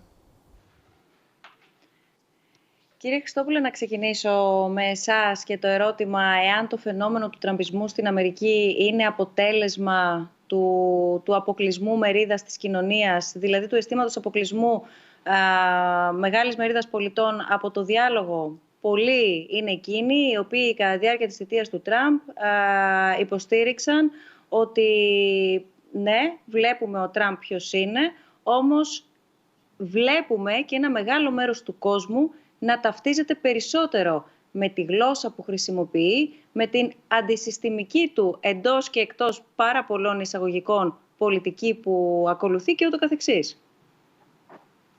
Πιστεύω ότι το φαινόμενο του τραμπισμού δεν είναι μόνο αμερικάνικο. Πιστεύω ότι εδώ και αρκετά χρόνια στην Ιφίλιο αρχίζει και εδραιώνεται ένας νέος τύπος διακυβέρνησης, ο οποίος έχει αυταρχικά χαρακτηριστικά, έχει μια συγγενή αδιαφορία προς τους θεσμούς και το κράτος δικαίου, έχει όλα τα χαρακτηριστικά που είδαμε στον Αμερικάνο πρόεδρο. Αυτή είναι η αμερικανική του εκδοχή, αλλά το είδαμε και στη Λατινική Αμερική, το βλέπουμε στη Βραζιλία, το βλέπουμε και στην κεντρική Ευρώπη, βλέπουμε αντίστοιχα φαινόμενα στη γειτονική μας Τουρκία, αλλά Ισλάμ αυτή τη φορά, και βλέπουμε τον παραδοσιακό, αν θέλετε, ρωσικό αυταρχισμό να φοράει ένα νέο μανδύα, ο οποίος τον κάνει να είναι πολύ περισσότερο συγγενής με αυτόν τον τύπο της διακυβέρνησης παρά με την κλασική δεσποτική ρωσική αυτοκρατορία. Άρα λοιπόν έχω την αίσθηση ότι ζούμε σε μια κρίσιμη μεταβατική στιγμή, όπου το παράδειγμα της φιλελεύθερης δημοκρατίας δεν απειλείται από τις κλασικές δικτατορίες που ξέραμε μέχρι πρόσφατα και στη χώρα μας, αλλά απειλείται από αυτήν ακριβώς την διαστροφή της ίδιας της δημοκρατίας. Δηλαδή, να μην ξεχνάμε ότι εδώ συζητάμε για απολύτως δημοκρατικές, για κυβερνήσεις που προήρθανε από την λαϊκή έκφραση. Άρα νομίζω ότι ζούμε σε μια στιγμή όπου αυτού του τύπου το μοντέλο, αν δεν κοιτάξουμε αυτοκριτικά σοβαρά στον καθρέφτη, μπορεί και να κυριαρχήσει, και τότε ζήτω που καήκαμε και εγώ και ο Λεβιζάτος και εσείς μάλλον. Άρα λοιπόν έχω την αίσθηση ότι δεν βλέπουμε μόνο κάτι αμερικάνικο. Αυτή είναι η άποψή μου και δίνω και το λόγο στον συνομιλητή μου.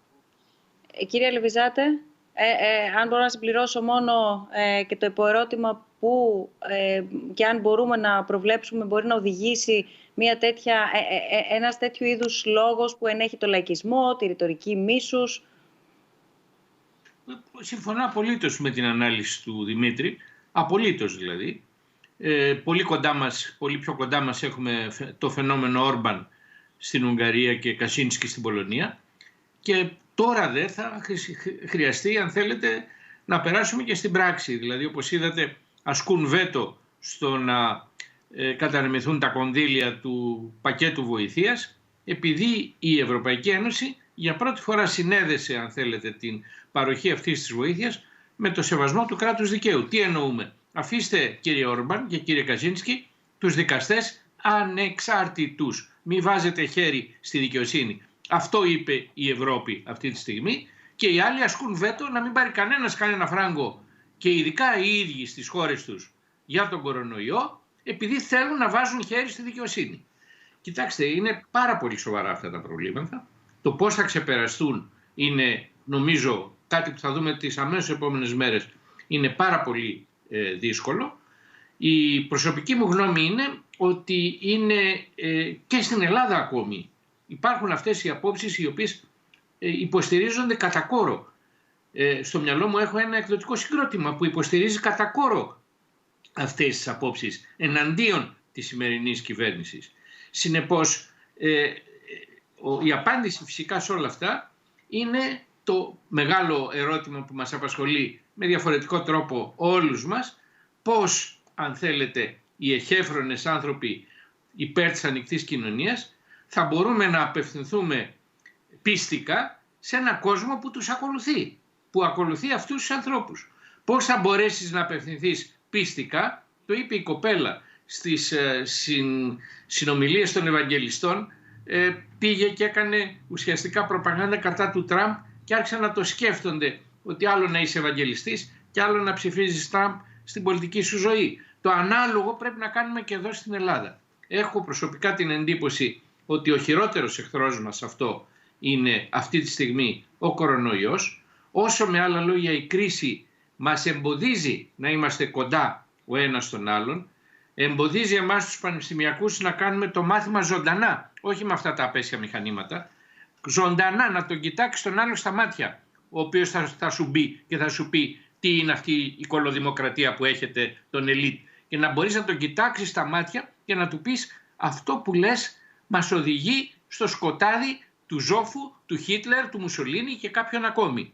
Αυτό εγώ προσβλέπω σε αυτή τη στιγμή, που γρήγορα να σπάσουν οι φραγμοί και τα μέτρα του κορονοϊού για να μπορέσουμε να κάνουμε τη δουλειά μας. Ένα ερώτημα που έχει έρθει: αν πιστεύετε ότι στην ελληνική δημόσια σφαίρα η πλειοψηφία των δημόσιων προσώπων και κυρίως των πολιτικών αντέχει το διάλογο, η έξαρση του λαϊκισμού, η κάθετη πτώση της ποιότητας του διαλόγου και η συνεχής πόλωση μάλλον αποδεικνύουν το αντίθετο? Δεν συμφωνώ με αυτή την ανάλυση. Νομίζω ότι η Ελλάδα τα τελευταία 10 χρόνια πέρασε ένα βουνό. 2-3 βουνά. Τρομερά δύσκολα πράγματα. Αντιλαμβάνεστε τι σημαίνει να χάσει η χώρα το 25% του εθνικού της εισοδήματος σε λιγότερο από 2 χρόνια. Δηλαδή να μειωθούν οι μισθοί, να μειωθούν οι συντάξεις όπως μειώθηκαν στην Ελλάδα και να μην γίνει μια επανάσταση. Και όμως τα καταφέραμε. Είμαι αισιόδοξος χοντρικά. Και η ποιότητα του διαλόγου δεν είναι τόσο χαμηλή. Αυτή η βελούδινη έξοδος, η βελούδινη αλλαγή που έγινε το 2015 όταν περάσαμε στην κυβέρνηση σε εκείνους οι οποίοι αμφισβητούσαν πολύ έντονα το παλιό, και το 2019 όταν επανήλθαν ενδεχομένως ίσως διαφορετικοί οι παλιοί, δείχνει ότι έχουμε κατακτήσει ένα επίπεδο πολιτισμού και πολιτικού διαλόγου πολύ υψηλότερο από τη μεγάλη πλειονότητα των χωρών του κόσμου. Είμαστε πολύ ψηλά. Είμαι υπερήφανος για αυτό που είμαι Έλληνας. Και το ξαναλέω, στην Ευρώπη, στα ευρωπαϊκά δεδομένα της κυρίας Λεπέν και όλων αυτών των ακραίων φαινομένων, ο ελληνικός λαός, στέλνοντας εκεί που έστειλε τη Χρυσή Αυγή, έδωσε μια απάντηση. Κύριε Χριστόπουλε, συμφωνείτε με την τοποθέτηση του κύριου Ελβιζάτου? Ναι, συμφωνώ. Συμφωνώ απολύτως. Αυτό που θέλω μόνο να προσθέσω είναι ότι ναι, οι θεσμοί δοκιμάστηκαν, αντέξανε, όλα αυτά ισχύουν. Αυτό το οποίο πρέπει να δούμε όμως και σχετίζεται με την ερώτηση που τέθηκε προηγουμένως είναι τελικά αυτού του τύπου η αμφισβήτηση του δημοκρατικού φιλελεύθερου παραδείγματος έχει απαντηθεί όπως πρέπει από τις ελίτ που κυβερνάνε τον κόσμο σήμερα, τον δυτικό, ή τελικά κάποιες από τις πολιτικές που έχουν ακολουθηθεί συστηματικά τα τελευταία χρόνια στον δυτικό κόσμο και στην Ευρώπη ουσιαστικά τροφοδοτούν το τέρας εναντίον του οποίου στρέφονται. Και η απάντησή μου σε αυτό είναι ότι δυστυχώς οι πολιτικές οι οποίες έχουν ακολουθηθεί τα τελευταία χρόνια στον δυτικό κόσμο, πολιτικές οι οποίες έχουν απομακρύνει τους ανθρώπους από τα κέντρα αποφάσεων, πολιτικές οι οποίες έχουν ένα βαθιά χαρακτήρα άνισο, ταξικό και όλα αυτά τα σχετικά που είδαμε με τον εμφατικό τρόπο που τα είδαμε στην ελληνική περίπτωση, είναι πολιτικές οι οποίες δυστυχώς τροφοδοτούν τους εχθρούς της δημοκρατίας, όχι από την πλευρά την οποία σκεφτόντουσαν κάποια στιγμή οι μανδαρίνοι της Ευρωπαϊκής Ένωσης το 2015, αλλά από την πλευρά που βλέπουμε σήμερα στις ΗΠΑ. Και αυτό είναι κάτι πολύ βασικό. Αυτό δεν το λέω εγώ. Αυτό το είπε ο Ομπάμα σε έναν λόγο που έβγαλε, μια συζήτηση που έβγαλε μόλις έβγαλε από πάνω του το κουστούμι του Προέδρου και τον κομφορμισμό που αυτό εν μέρη συνεπάγονταν, που είπε ότι φταίμε. Φταίμε διότι με την πολιτική που ακολουθήσαμε, την παγκοσμιοποίηση και όλα αυτά, ουσιαστικά δεν σκεφτήκαμε και τους χαμένους της παγκοσμιοποίησης. Άρα λοιπόν το ένα πράγμα που έχουμε να κάνουμε είναι να ακολουθούμε μια επιθετική πολιτική η οποία θα έχει μια στρατηγική, ας το πούμε, όχι εξάλληψης, δεν μπορείς να εξαλείψεις την ακραδεξιά, γιατί η ακραδεξιά είναι παιδί της Δύσης και της Ευρώπης, αλλά μια πολιτική ριζικής αντιμετώπισης, αλλά και συνάμα αυτό το οποίο εγώ βλέπω να λείπει είναι η αυτοκριτική στο τι είναι αυτό που κάναμε και τελικά οδηγήσαμε το κτήνος να φτάσει να μας απειλεί με τον τρόπο που μας απειλεί σήμερα. Ένα δύσκολο ερώτημα, ενδεχομένως να έχει πιο ξεκάθαρη απάντηση από εσάς, είναι εάν ανοίγουμε διάλογο με τους εχθρούς της δημοκρατίας. Και αναφέρατε την άκρα δεξιά, η οποία μπήκε στη Βουλή με άκρως δημοκρατικές διαδικασίες. Εάν μου κάνετε το ερώτημα εμένα, είναι σίγουρα με τον Μιχαλολιάκο δεν κάνω κουβέντα, αλλά με αυτόν που ψηφίζει Μιχαλολιάκο κάνω. Ποια είναι η διαφορά? Γιατί εκεί έχεις να κάνεις με κάποιον άνθρωπο ο οποίος δεν συζητάει. Έχει συγκεκριμένες απόψεις, πιστεύει σε ένα συγκεκριμένο μοντέλο, έχει δώσει δείγματα μια ολόκληρη ζωή της πίστης του στη συγκεκριμένη ιδεολογία, δεν έχουμε τίποτα το κοινό. Με αυτόν ο οποίος εντούτοι συγκινείται από το συγκεκριμένο άνθρωπο, φυσικά και συζητάω. Κύριε Χριστόπουλε. Υπάρχει ένα παλιό σύνθημα της Γαλλικής Επανάστασης και κυρίως της μιας ακραίας πλευράς των Ιακωβίνων τότε, καμία ελευθερία στους εχθρούς της ελευθερίας. Η Χρυσή Αυγή, στην προσπάθειά της να σώσει την παρτίδα, κατά τη διάρκεια της δίκης, θεώρησε ότι είναι θύμα μιας μαχόμενης δημοκρατίας. Μιας δημοκρατίας η οποία δεν αφήνει ελευθερία στους ανθρώπους που την αμφισβητούν. Αυτό είναι μεγάλο ψέμα. Η ελληνική δημοκρατία είναι μια ανεκτική δημοκρατία, ανέχεται τους εχθρούς της. Όμως κάποια στιγμή φτάνει ένα σημείο που όταν οι εχθροί της εγκληματούν στο όνομα των αντιλήψεών της, τότε αναγκαστικά επεμβαίνει, όχι επειδή είναι μαχόμενη δημοκρατία, αλλά επειδή έχουμε έναν ποινικό κώδικα, ο οποίος λέει ότι οι βαριές σωματικές βλάβες, οι ανθρωποκτονίες, οι απόπειρες ανθρωποκτονίας και όλα αυτά τα δικήματα για τα οποία καταδικάστηκαν οι χρυσαυγίτες, τιμωρούνται στην άνομη τάξη μας. Ακριβώς λοιπόν νομίζω ότι. Και αυτό είναι μια ένδειξη, αν θέλετε, μιας θεσμικής ωριμότητας, δηλαδή συμφωνώ σε αυτό που είπε και επαυξάνω δι' αυτού, ότι καταφέραμε και τελειώσαμε τη Χρυσή Αυγή χωρίς να κάνουμε έκπτωση στον πυρήνα της δημοκρατικής φύσης του πολιτεύματός μας. Διότι θα ήταν εύκολο να τελειώσουμε με αυτούς την ίδια στιγμή που υπονομεύαμε και την δημοκρατική φύση του πολιτεύματός μας. Δεν το κάναμε και αυτό είναι μεγάλο επίτευγμα, είναι κεκτημένο. Το πρόβλημα λοιπόν δεν είναι οι απόψεις. Ο καθένας μπορεί να λέει ό,τι θέλει. Τι να κάνουμε? Έχουμε φασίστες στην Ελλάδα, στην Ευρώπη έχουμε φασίστες. Δηλαδή υπάρχει και ένας πρωτόγονος ηθικισμός καμιά φορά στον τρόπο με τον οποίο αντιμετωπίζουμε την ακραδεξιά ως κάτι εντελώς ξένος προς εμάς. Δεν υπάρχει κάτι εντελώς ξένο προς εμάς. Η Ευρώπη γέννησε την ακραδεξιά. Το dark side of the moon της Ευρώπης είναι η ακραδεξιά, είναι ο Μεσοπόλεμος, ο πρώτος και ο δεύτερος παγκόσμιος πόλεμος. Η Ευρώπη υπήρξε το πιο επεξεργασμένο εργαστήριο των πιο ολοκληρωτικών θέσεων και πολιτικών στον κόσμο. Άρα λοιπόν αυτό είναι κομμάτι της κληρονομιάς μας. Κάποιες στιγμές αυτό αφυπνίζεται, κάποιες στιγμές κοιμάται. Στις κρίσεις, στην πόλωση, στις δυσκολίες βγαίνει μπροστά. Και έχει σημασία όταν με θεσμικό τρόπο καταφέρνεις και το εξοδουτερώνεις. Αυτό δεν σημαίνει ότι τελειώσει με την ακροδεξιά. Όπως είπε και η συνομιλήτριά μας από την άλλη όχθη του Ατλαντικού, ο τραμπισμός είναι εδώ. Και η σύγχρονη όψη της ακροδεξιάς φυσικά δεν είναι οι μελανοχείτονες του Μουσολίνη, αλλά είναι κάτι το οποίο το είδαμε και στην Βραζιλία, το βλέπουμε στις Φιλιππίνες και το βλέπουμε δυστυχώς να κυοπορείται με ισλαμικό τρόπο στη γείτονα χώρα μας. Άρα λοιπόν, ξαναλέω, το θέμα δεν είναι απλώς να στιγματίζεις αυτήν την πολιτική ως την ένδειξη της υπανάπτυξης, να κάνεις πλάκα λίγο με αυτό το πράγμα, γιατί όντως προσφέρεται και για χαβαλέ, αλλά να δεις τι δεν έχεις κάνει εσύ σωστά, οθώντας ένα σημαντικό τμήμα του εκλογικού σώματος να στρέφεται και να βρίσκει το πάθος που η σύγχρονη ευρωπαϊκή πολιτική έχει χάσει, να το βρίσκει στους σύγχρονους φασίστες. Αυτή είναι η άποψή μου. Μάλιστα. Εξαιρετικά ενδιαφέρον σημείο και οι απόψεις σας. Ανάμεσα σε όλα τα υπόλοιπα βέβαια που έχουμε μοιραστεί και έχουμε ακούσει από εσάς σήμερα. Καθώς ο χρόνος δυστυχώς τρέχει, θέλω να παρακολουθήσουμε σε αυτό το σημείο ένα πάρα πολύ σύντομο βίντεο, στο οποίο η Σίδνεϊ Νίξον, υπότροφος του προγράμματος SNF Παιδείας στο Πανεπιστήμιο της Πενσιλβάνια, μας εξηγεί τι ανακάλυψε για το διάλογο μέσα από το πρόγραμμα το οποίο παρακολούθησε. Being an SNF Paideia Fellow and learning about civil dialogue has been so eye-opening. Not only has it helped me grow in the ways in which I engage with others in dialogue, it also has improved my own critical thinking skills, because when I recognize that everyone has their own unique experience and lens that they bring to an issue, it starts to make me question my own perception and how I view the things around me.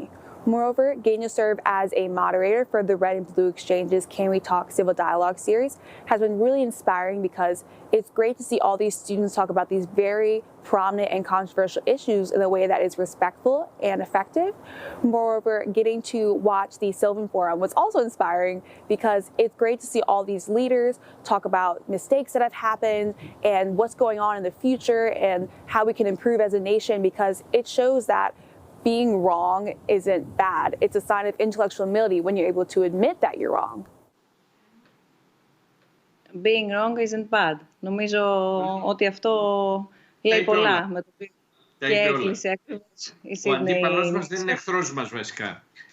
Το είπε στην πρώτη του ομιλία ο νέος Αμερικανός πρόεδρος, ο κύριος Μπάιντεν. Το να κάνεις λάθος όχι δεν είναι απαραίτητος κακό. Νομίζω ότι είναι και το πλέον αναμενόμενο. Το θέμα της διαχείρισης είναι αυτό το οποίο θα πρέπει να εξετάζουμε διαρκώς.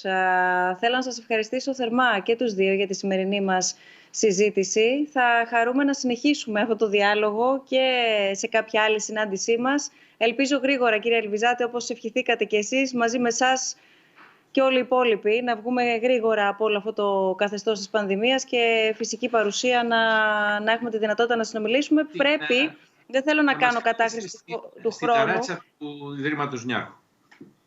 Αναφέρεστε στο Κέντρο Πολιτισμού, μην τα μπερδεύετε. Είναι το Κέντρο Πολιτισμού και το Ίδρυμα Σταύρος Νιάρχος. Στο Κέντρο Πολιτισμού. Λοιπόν, με χαρά. Πρέπει να πω ότι και δημοσιογραφικά πάντως είναι πολύ πιο προκλητικό να έχεις 300, 400, 500 ή 1000 ζευγάρια μάτια σε μία συζήτηση, όπου μπορεί να έρθει οποιοσδήποτε και μπορεί ανα πάσα ώρα και στιγμή να έχει λόγο και να πει το οτιδήποτε, από το να είσαι κλεισμένος και σε ασφαλές χώρο όπως είναι το στούντιο, το όποιο στούντιο. Λοιπόν, οπότε και για μένα προσωπικά και δημοσιογραφικά, μιας και κλείνουμε και τα 3 χρόνια, είναι η μεγαλύτερη πρόκληση δημοσιογραφικά οι διάλογοι. Γιατί πραγματικά έρχεται όποιος θέλει και μπορεί να πει ό,τι θέλει. Για να κλείσω με αυτό που αναφέρατε στην αρχή σας, κύριε Χριστόπουλε. Σας ευχαριστώ θερμά και τους δύο για τη σημερινή μας συζήτηση και εύχομαι πολύ σύντομα να μας δοθεί η ευκαιρία να συνεχίσουμε το διάλογό μας. Να είστε καλά. Εμείς ευχαριστούμε. Τι γεύση έχει η διαφωνία? Ο προβληματισμός έχει κάποιο σχήμα? Ο ήχος ενός επιχειρήματος είναι ψηλός ή μπάσος? Οι απόψεις έχουν κάποια υφή? Τι άρωμα βγάζει μια ιδέα? Χωρίς το διάλογο δεν θα μπορούσαμε να καταλάβουμε πολλά για αυτόν τον κόσμο, ούτε να τον εξελίξουμε. Διάλογοι του Ιδρύματος Σταύρος Νιάρχος.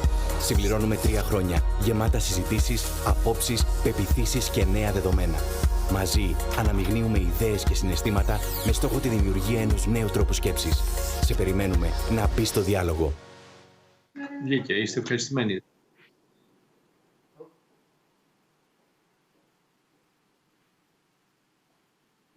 Λοιπόν, είμαστε ακόμα εδώ για να πω κλείνοντας ότι το επόμενό μας ραντεβού είναι το Δεκέμβριο. Κάθε μήνα οι διάλογοι είναι εδώ, με όποιο τρόπο. Και συγκεκριμένα θα ξανασυναντηθούμε στις 16 Δεκεμβρίου. Θέμα μας θα είναι η ψυχική υγεία εν μέσω πανδημίας και όχι μόνο. Γιατί το ζητούμενο είναι και το πώς μας βρήκε η πανδημία και τι γίνεται κατά τη διάρκεια αυτής. Κυρίως όμως πώς θα βγούμε ψυχικά και ψυχολογικά. Και όχι μόνο εμείς, αλλά και όλοι οι συμπολίτες. Μας υποσχεθήκατε ένα νούμερο. Πόσοι παρακολούθησαν? Είμαστε στον αέρα, κυρία Λιβιζάτη. Ακόμα δεν έχω προλάβει να δω. Δεν πειράζει. Σε πολύ λίγο θα μπορέσω να το μοιραστώ μαζί σας όταν και εγώ ενημερωθώ. Αυτά έχει ένα ζωντανός διάλογος. Ορίστε, επιβεβαιώσατε ότι τίποτα δεν είναι και βάση ατζέντας. Σας ευχαριστώ πολύ και πάλι. Να είστε καλά. Γεια σας. Να είστε καλά. Γεια σας. Καληνύχτα.